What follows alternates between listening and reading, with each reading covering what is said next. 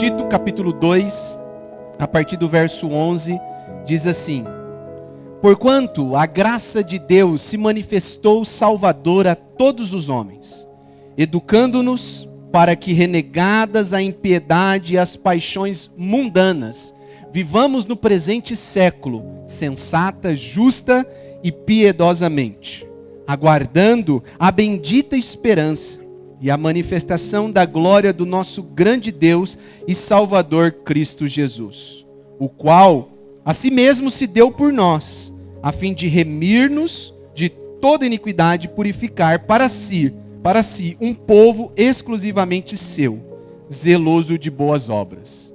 Dize estas coisas, exorta, repreende, também com toda autoridade, ninguém te despreze.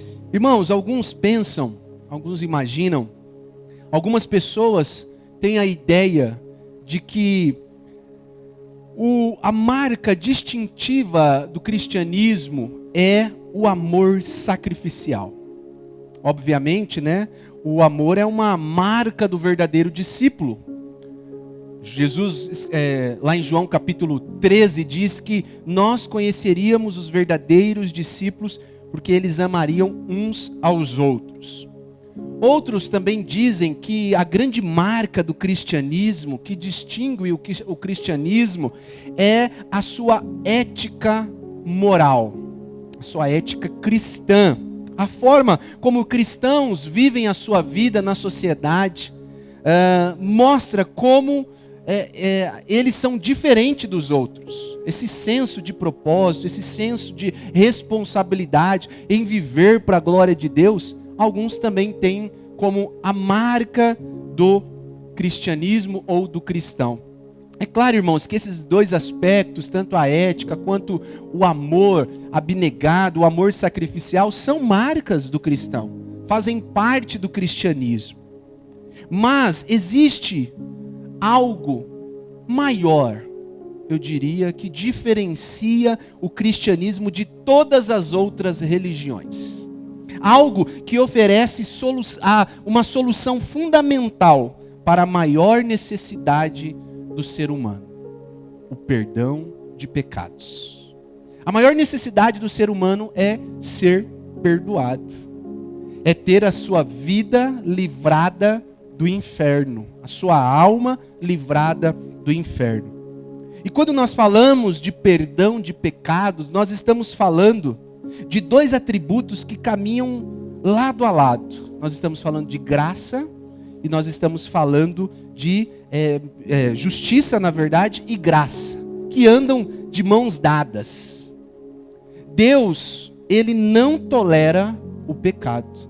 Sendo um Deus justo, ele não pactua com o pecado. Romanos 3:23 diz que todos pecaram e destituídos estão da glória de Deus. Mas, irmãos, nós vemos que Deus é um Deus também perdoador, um Deus gracioso, um Deus que manifesta o seu perdão a homens pecadores. E quando Deus faz isso, não é porque Deus está deixando a sua justiça de lado, não é porque Deus não está exercendo a sua justiça, não é porque Deus não é mais justo ou ele é mais bom do que justo. Não, não é isso. A grande questão, quando Deus exerce a sua misericórdia, é porque antes Deus exerceu a sua justiça. E a sua justiça foi exercida em seu Filho, Jesus Cristo. Alguns dias me perguntou como que a bondade, a misericórdia de Deus anda ao lado da justiça de Deus. Porque Deus é um Deus justo, ele não tolera o pecado, mas ao mesmo tempo ele perdoa. É porque alguém teve que cumprir essa justiça. Alguém foi aplacado pela justiça de Deus. E quem foi? Jesus Cristo. Aqui, irmãos, é o cerne do Evangelho. O cerne do Evangelho é essa ideia que nós temos e cremos convictamente que o Filho de Deus se tornou homem, encarnou em figura humana, e este Deus homem, Jesus Cristo, morreu pelos pecadores, para que a justiça de Deus fosse satisfeita. e homens pecadores pudessem ser reconciliados com Deus. É o que Hebreus 2,14 diz, que nós agora temos acesso ao trono da graça, porque Cristo é o nosso sumo sacerdote, o sacrifício perfeito. O sacrifício de Cristo, irmãos, é o único meio pelo qual Deus oferece perdão aos pecadores. Efésios capítulo 1, verso 7 diz: nele temos redenção pelo seu sangue, a remissão dos pecados, segundo a riqueza da sua graça, que derramou sobre nós. A grande diferença, meus irmãos, de pessoas que estão condenadas ao juízo eterno e de pessoas que receberam a vida eterna, não está na bondade pessoal delas próprias. Não está na justiça dela, não está em praticar boas obras. A única diferença, o que define a nossa eternidade, a eternidade das nossas almas, é uma palavra. E essa palavra é graça. Graça é o favor imerecido de Deus. É o favor que Deus outorga a homens pecadores, homens e mulheres indignos, mas que pela graça de Deus foram alcançados e pelo sacrifício de Cristo na cruz foram tornados filhos de Deus, reconciliados ao Pai. É isso, irmãos, que a graça de Deus faz conosco. A graça de Deus nos torna filhos, a graça de Deus nos dá acesso, a graça de Deus nos dá esperança para a eternidade. E quando nós lemos aqui Tito, esse texto que nós lemos do versículo 11 ao versículo 15, nós vemos que Paulo está mostrando os aspectos da graça do Senhor. Mas é interessante que se você iniciar o capítulo 2, você vai ver que Paulo, ele está dando algumas diretrizes, alguns deveres, algumas práticas que um cristão novo deveria fazer para evidenciar a sua nova vida em Cristo. É interessante isso, irmãos, porque eu já falei algumas vezes aqui, Paulo, quando ele escreve as suas cartas, ele normalmente, primeiro, expõe a teologia, o que a gente chama de ortodoxia, e depois ele expõe a teologia prática, que nós chamamos de ortopraxia. Ele expõe toda a teologia, todo o evangelho, ele diz: agora vocês têm que viver da maneira com que eu coloquei a vocês. Dessa maneira. Aqui ele faz diferente. Aqui ele primeiro expõe a prática, mostra como cristãos devem se portar, como cristãos devem viver a sua vida, como que cristãos devem se parecer com Cristo em uma sociedade, um mundo pervertido. Creta era uma cidade pervertida, que não tinha uma boa fama. Você vê isso no capítulo 1, verso 12, quando Paulo ele fala isso. Ele diz: foi mesmo dentre eles que um profeta seu, um próprio profeta dos cretenses, disse: cretenses sempre mentirosos, feras terríveis, ventres preguiçosos. Tal testemunho é exato. Esse povo estava vivendo diante dessa sociedade pervertida, uma sociedade impiedosa, homens e mulheres que não queriam a Deus. Então Paulo começa mostrando: vocês precisam, os homens idosos ser temperantes, as mulheres ser sérias, não caluniadoras, não escravizadas a muito vinhos, os jovens recém-casados devem amar o marido, os filhos, serem sensatas, honestas, os homens, moços, devem ser critoriosos. Ele vai tratando várias recomendações, e aí ele entra no texto que nós lemos. E aí ele começa, com uma conjunção explicativa: porquanto. Ou seja, vocês devem viver dessa forma, porque há algo que foi feito por vocês, que não é mérito de vocês, que não é intrínseco a vocês, mas alguém fez. O quê? Um sacrifício, uma entrega, uma substituição. Essa é a graça de Jesus. Essa é a graça de Deus. A graça de Deus nos dá o que nós não merecíamos.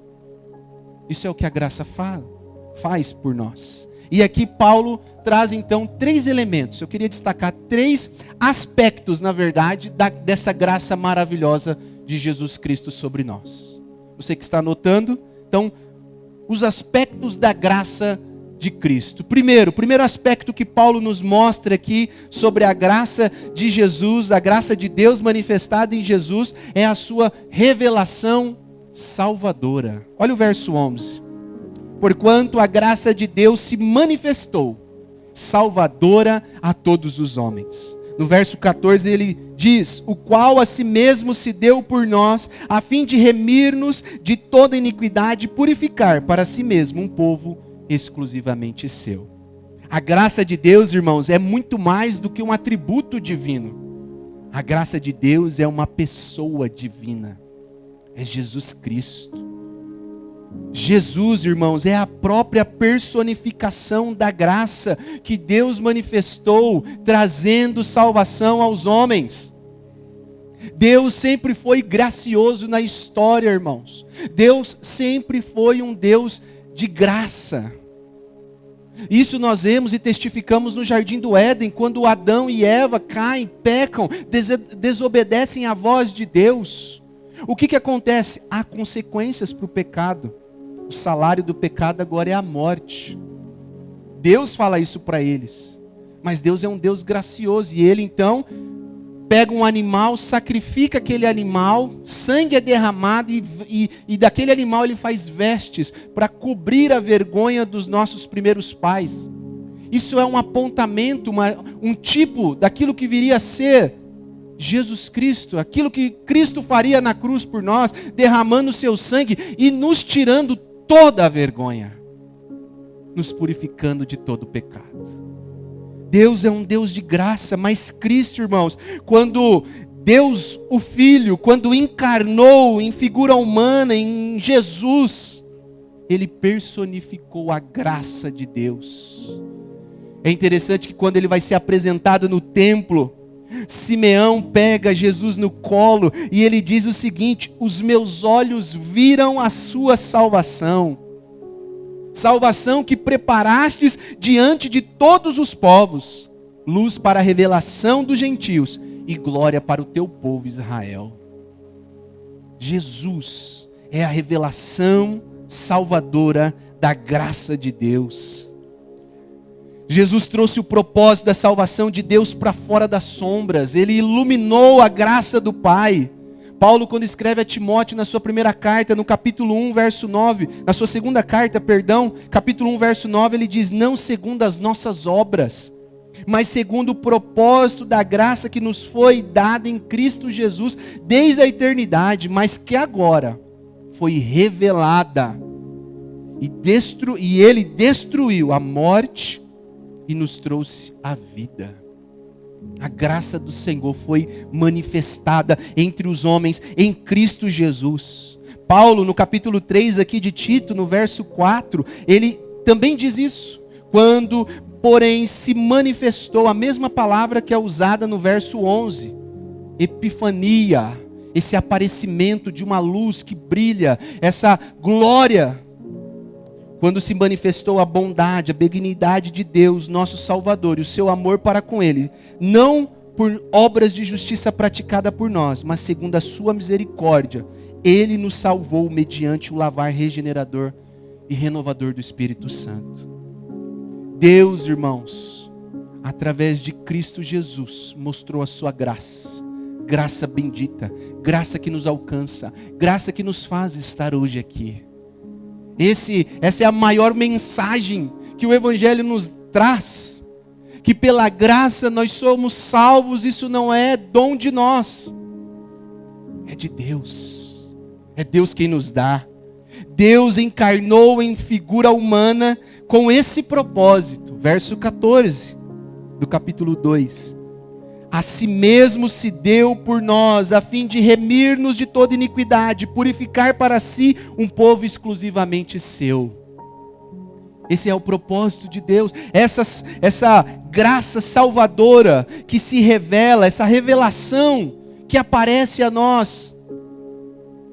ela veio em Jesus Cristo para nos remir de toda a impiedade, iniquidade e nos purificar para sermos um povo a Cristo. A ideia aqui, irmãos, que Paulo traz de remir é a ideia de pagamento, é o pagamento de resgate por alguém que está mantido em cativeiro, como prisioneiro ou como escravo. Isso é o que Jesus fez por nós. O principal ponto da obra de Cristo é libertar, resgatar, salvar pecadores da corrupção e da condenação do pecado. Pecado este, irmãos, que nos esmaga, que nos destrói e principalmente que nos separa do Deus Santo. Pecado esse que nos deixa fora da gloriosa presença de Deus. Cristo veio e nos comprou por um bom preço. Atos capítulo 20, versículo 28, o precioso sangue de Jesus. E é através dele que nós somos remidos, comprados e purificados, santificados para nos parecer cada vez mais a sua imagem. Romanos 8, 29, porquanto aos que de antemão conheceu, também os predestinou para serem conformes à imagem de seu Filho, que é o primogênito entre muitos irmãos. A graça de Deus, irmãos, se manifestou, sua revelação é salvadora, com o propósito de nos salvar, de nos tirar do inferno, de nos tirar das amarras de Satanás, do cativeiro do diabo. Nós, irmãos, que outrora, como diz Efésios capítulo 2, andávamos perdidos nos nossos delitos e pecados, obedecendo ao mundo, à carne, ao diabo, sendo dominados por essa tríade do mal, nós fomos alcançados por essa revelação salvadora, a graça de Deus. E a manifestação dessa graça, irmãos, a revelação dessa graça é para nos lembrar que a iniciativa da salvação não é nossa, mas é de Deus. É Deus quem toma a iniciativa para salvar o homem. Não tem nada, meu irmão, em você que te torne apto a ser salvo pela sua própria justiça. Aliás, o que nós fazemos quando nós pecamos? Nós fugimos, nós corremos, nós nos escondemos. Isso está desde o Éden. Adão tentou se esconder de Deus e Deus até fala: Adão, onde está? Senhor, eu pequei e tive vergonha, me escondi. Mas a graça de Deus, ela se revela salvadora a nós, mostrando que não é o que nós fazemos, não é o que você é, não é o que você tem que te traz a salvação, mas é aquilo que Cristo já fez. Ele morreu, Ele se entregou, Ele trocou de lugar comigo e com você, meu irmão. Por isso essa manhã é uma manhã de você bendizer o nome do Senhor, porque a graça se revelou salvadora. A mensagem da salvação foi revelada, personificada em uma pessoa, Cristo Jesus, o Deus homem que assumiu a figura humana e morreu na cruz, o meu lugar, o seu lugar, para que hoje nós pudéssemos estar aqui. É por isso que todas as vezes, irmãos, que nós estamos diante da mesa do Senhor, nós somos alertados a lembrar da morte de Jesus. Pois nada nos torna dignos em nós mesmos de estarmos aqui, a não ser o sangue de Cristo e a graça de Deus que é despejada sobre nós. Então o primeiro aspecto que nós vemos que Paulo nos mostra aqui é a revelação salvadora. A graça é a revelação salvadora de Deus na pessoa de Jesus Cristo. Mas há um segundo aspecto que Paulo nos mostra nesse texto em relação à graça de Cristo. E o segundo aspecto é a sua disciplina transformadora. Olha comigo o versículo 12. Educando-nos para que, renegadas a impiedade e as paixões mundanas, vivamos no presente século, sensata, justa e piedosamente. A palavra educando que Paulo usa aqui traz a ideia de disciplina. É a mesma palavra também que é usada para pedagogia, pedagogo. Mas a ideia nesse texto é de correção, de disciplina. É por isso que eu acho que a palavra, a ideia de disciplina, do pai que disciplina o filho, do pai que coloca o filho no caminho certo, do pai que mostra o caminho e diz, ó, é por aqui que você vai, é melhor para esse texto. Não só o pedagogo que instrui, que ensina, mas aquele também que coloca no caminho. É isso que a graça de Deus faz conosco. A graça de Deus, ela é uma disciplina transformadora. A graça de Cristo, ela rompe o poder e o domínio do pecado em nossas vidas e nos dá uma nova natureza que deseja a santidade de Deus. Paulo, em Romanos capítulo 3, verso 10, citando Salmo 14, ele vai dizer, não há justo, nenhum sequer. Não há quem busque a Deus, não há quem faça o bem, não há um sequer. Ou seja, irmãos, o homem na sua condição natural, ele nunca vai querer Deus. Ou melhor, nós temos dentro de uma das nossas doutrinas da soteriologia, dentro dos 5 pontos do calvinismo, nós temos a depravação total. Às vezes é uma palavra forte quando a gente fala, depravação total. Fica uma palavra, mas é para mostrar o quanto, irmãos, nós, sem Cristo, sem a graça dele, somos corrompidos. A ideia é de corrupção total. Todas as nossas afeições, todo o nosso ser, não há nada de bom em nós, porque foi maculado pelo pecado. Alguns tinham, e ainda traz a ideia de que o corpo é mau, mas a mente, o espírito é bom. Então, isso era uma das heresias que Paulo combateu muito no seu tempo. Faça o que quiser com o corpo, porque o espírito é bom. Não, meus irmãos. A partir do momento em que Adão cai no Éden, toda a sua posteridade, porque como diz os nossos símbolos de fé, nós somos galhos do tronco, foram corrompidos pelo pecado. Mas o que a graça faz, irmãos? A graça, quando nos alcança, quando nós somos salvos, quando nós reconhecemos Jesus como nosso Senhor e Salvador, nós agora passamos não somente por uma transformação na nossa natureza, mas nós também passamos por uma transformação na forma como nós vivemos. Porque nós cremos, enquanto reformados, que o batismo com o Espírito Santo acontece na conversão. Não tem um outro batismo, é um único, que acontece no momento em que Cristo te alcança, que as escamas dos seus olhos caem, que você reconhece que Jesus é o Senhor da sua vida. Ali o Espírito Santo entra no seu coração e te regenera, te traz a vida. Você e eu que estávamos mortos, somos então avivados, regenerados. E então a fé é imputada no nosso coração, para que olhemos para Cristo e digamos, Ele é o Senhor da minha vida. É isso que a graça faz, irmãos. O Espírito agora passa a habitar em nós, Ele que é o dispenseiro da graça divina. Agora Ele começa a nos instruir, a nos guiar, a nos disciplinar, a viver de forma santa e digna da vocação que recebemos. É a ideia de que palavras que normalmente eu falava, eu não falo mais. Atitudes erradas e pecaminosas que eu tinha, eu já não tenho mais. Não é, irmãos, a ideia não é que nós não vamos pecar. Agora eu sou santo. Não, irmãos. A ideia é que quando a graça de Deus nos alcança, nós não somos mais dominados pelo pecado. Nós recebemos a influência do pecado. Nós pecamos ainda, isso é verdade. Somos falhos nas nossas palavras, nos nossos pensamentos, nas nossas ações, na nossa incredulidade muitas vezes. Mas sabe o que acontece? Nós temos agora um disciplinador, o Espírito Santo, que diz ao nosso coração, a nós, olha, isso não é para você. Esse jeitinho, que alguns dizem jeitinho brasileiro, não te pertence. Você agora faz parte de um reino celestial.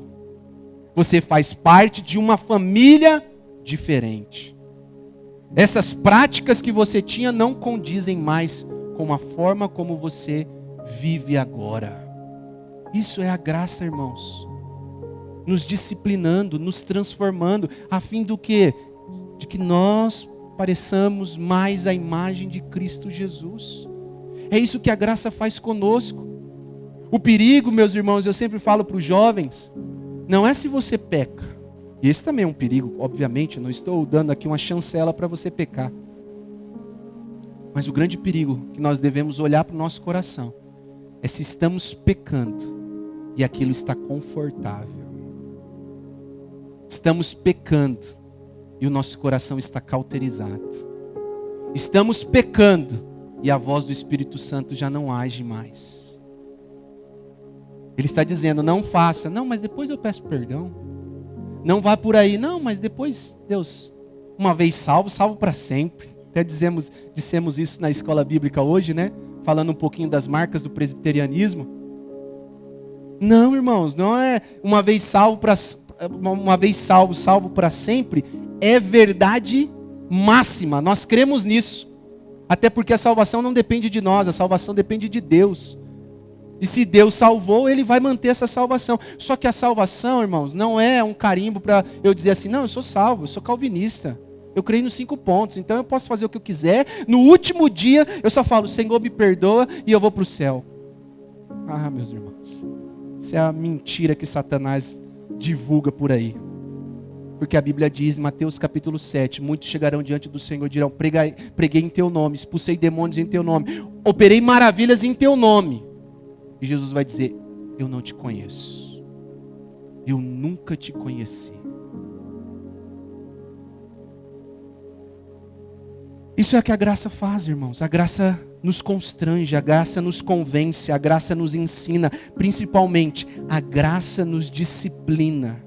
É por isso que aqui o texto, ele vai dizendo, educando-nos, disciplinando-nos.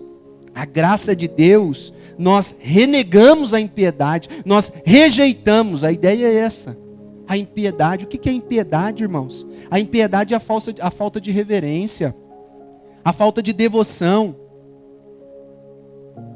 Um homem ímpio, ele não está nem aí para as coisas de Deus, ele brinca com as coisas sagradas, ele brinca com as coisas de Deus, como se Deus não existisse. E Paulo em Romanos capítulo 1, verso 18 diz que Deus revela do céu a sua ira contra toda impiedade e injustiça. A impiedade, irmãos, é uma vida impura. É o homem que escolhe, que quer aquilo. Nós agora rejeitamos isso. Quando somos disciplinados pela graça, nós não escolhemos a impiedade, nós não escolhemos a falta de impiedade com Deus. Nós olhamos e temos Deus como Senhor das nossas vidas. Mas ainda, irmãos, Paulo diz aqui que aquele que é educado também rejeita as paixões mundanas. Ou seja, o que ele está dizendo por isso? O amor pelo mundo, irmãos. O amor pelas coisas do mundo. É aquilo que João fala lá em 1 João capítulo 1, verso 15. A concupiscência da carne, a concupiscência dos olhos, a soberba da vida. As coisas que este mundo joga diante de nós. Nós rejeitamos também paixões mundanas. Não é mais as coisas deste mundo que me move, não é mais as coisas que o mundo me oferece que move o meu coração, mas é as coisas de Deus. E muitas vezes as coisas de Deus virá para que nós é colocada diante de nós para nós testificarmos onde está o nosso coração. Onde estiver o teu coração, ali está o teu tesouro. Isso é rejeitar as paixões mundanas. Não é viver como um monge. Não, então pastor, agora eu já sei o que eu vou fazer. Eu vou para um monastério. E lá não vou ter influência nenhuma. Não vou mais ter internet, não vou ter televisão. Não, irmãos. Você pode ir para uma ilha deserta. Você pode ir para o último lugar no mundo, que não tem nada. Mas você não pode fugir do seu coração pecaminoso. Você não pode fugir da concupiscência dos seus olhos. Você não pode fugir da concupiscência da tua carne. É só Cristo, através do Espírito Santo, que nos ajuda a viver a vida que Ele quer que nós vivamos. Paulo, depois de dar uma longa lista de obras da carne, lá em Gálatas capítulo 19, ele fala: prostituição, impureza, sensualidade, idolatria, feitiçaria, inimizades, porfias, ciúmes, iras, discórdias, dissensões, facções, inveja, embriaguez, orgias e coisas semelhantes a essas. Depois dele dizer tudo isso, obras da carne, ele diz assim: que os que cometem tais coisas não herdarão o reino de Deus. Mas aqueles que pertencem a Cristo Jesus crucificam a sua carne com as paixões e as suas concupiscências. E como diz Paulo, porque para mim agora o viver é Cristo. É isso que a graça é isso que a graça faz conosco, irmãos. Ela nos disciplina. Você tem sido disciplinado pela graça? Você tem sido disciplinado pelo Espírito Santo? Você tem sido convencido do teu pecado, daquilo que você faz no secreto, no oculto, no escondido? Os olhos de Deus estão lá. O Espírito de Deus está lá. Rejeite a impiedade. Rejeite as paixões mundanas. Viva para Cristo, meu irmão. Viva para o Senhor.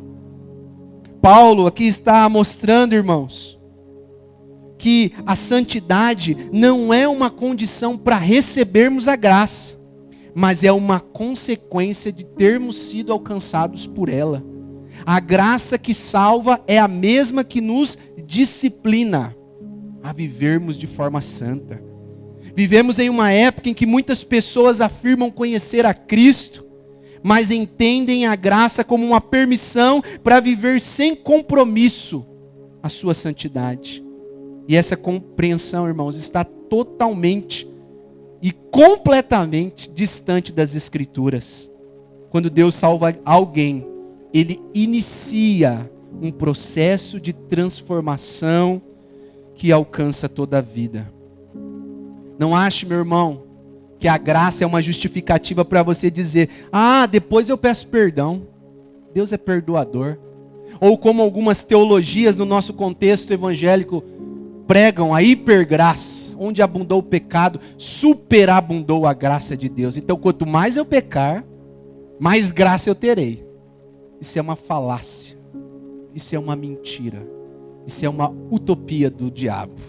Não, meus irmãos. Nós precisamos viver a graça de Deus que nos alcança para nos parecermos, buscarmos pelo menos nos parecer a imagem de Deus. A graça, ela não tem amizade com o pecado, pelo contrário, ela nos ajuda a lutarmos contra o pecado. O nosso pensamento não deve ser esse: até onde eu posso ir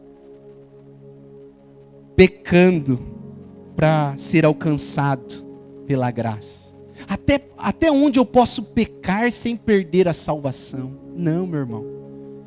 Com essa graça que nos disciplina, com essa graça que nos transforma, nós devemos pensar diariamente: como eu devo viver para me parecer mais à imagem do meu Senhor, do Cristo que me salvou. Quanto mais contemplamos a Cristo, mais nos pareceremos com Ele. 2 Coríntios 3,18.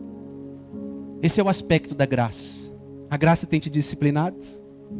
Você tem sido disciplinado pela graça? Glória a Deus, porque o Espírito Santo tem te colocado no caminho para a eternidade. Agora, você tem ouvido a correção, tem virado os ouvidos, tem dito: ah não, depois, isso não dá nada não. Meu irmão, cuidado, porque você pode estar a passos largos para o inferno. Em último lugar, irmãos, o terceiro aspecto que Paulo mostra para nós nesse texto da graça de Deus é a sua garantia eterna. Olha comigo o verso 13. Aguardando a bendita esperança e a manifestação da glória do nosso grande Deus e Salvador Jesus Cristo.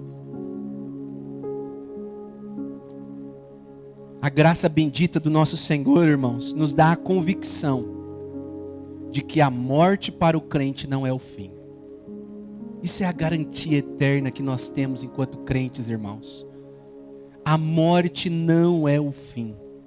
Ela é o começo de uma vida eterna com o Senhor. Mais ainda, irmãos, analisando esse texto e vendo como Paulo constrói a ideia progressiva dele, como ele está conectando uma graça que se manifesta para nos salvar, uma graça que continua nos salvando e uma graça que nos salvará através da glorificação. Uma das verdades mais maravilhosas que nós vemos é que Deus nos dá esperança. A esperança de que no dia em que Cristo romper os céus, irmãos, o dia em que nós ouvirmos as trombetas, a nossa salvação estará plena, alcançará a plenitude em Cristo. Por quê? Porque nós seremos glorificados. Nós seremos feitos inteiramente como nosso Senhor em pureza e justiça. Como o apóstolo João diz na sua primeira carta, no capítulo 3, ainda não se manifestou o que havemos de ser. Sabemos que quando Ele se manifestar, seremos semelhantes a Ele, porque havemos de vê-lo como Ele é. Temos a garantia pela palavra, irmãos, que ao encontrarmos com o nosso Senhor Jesus, Ele removerá totalmente e permanentemente o pecado das nossas vidas. Isso é glorioso demais. Aquilo que nos condena, aquilo que nos esmaga, aquilo que nos aprisiona, não existirá. Porque o corpo que é corruptível se transformará em incorruptibilidade e para sempre teremos o corpo de glória do nosso Senhor. Essa esperança bendita, essa é a garantia eterna que eu e você temos, irmãos, de estarmos hoje pela manhã aqui nesse culto. Por que você está aqui nessa manhã, irmãos?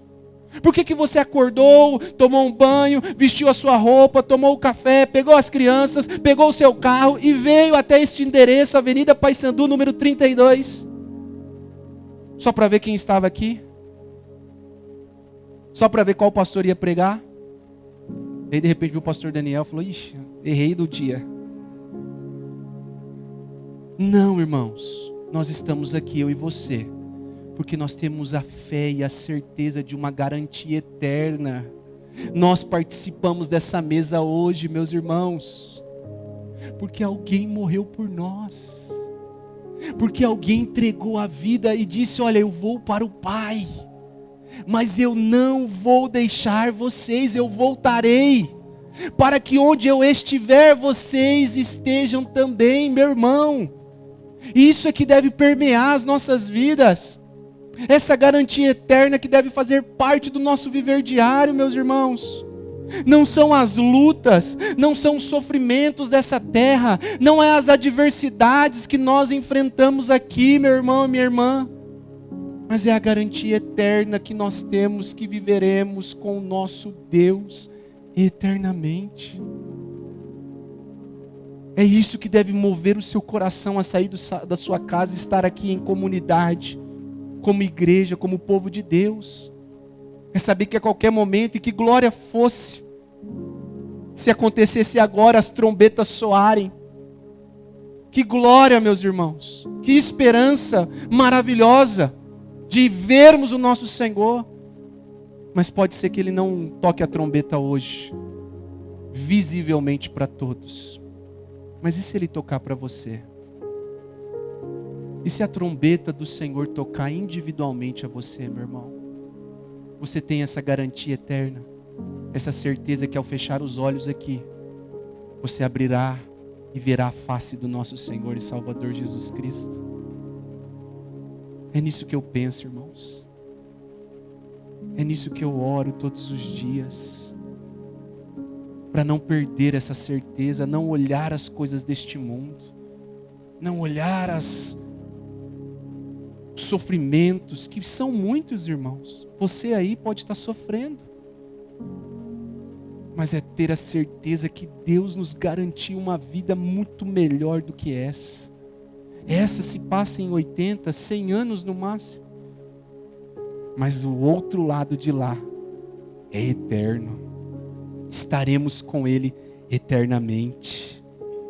fomos alcançados pela graça para termos uma viva esperança, como diz Pedro em sua primeira carta, que não se perde.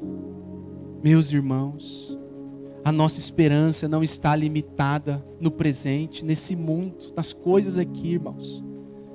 Paulo nos convida, à luz desse texto, a direcionar os nossos olhos para a eternidade, para o futuro, lembrando que nós aguardamos Jesus. Varões galileus, porque estás aflitos olhando? Este mesmo Senhor que estão vendo subir, é o mesmo que descerá visivelmente. Que esperança gloriosa, meu irmão. Essa expectativa muda completamente a forma como nós enfrentamos as dificuldades da vida, irmãos.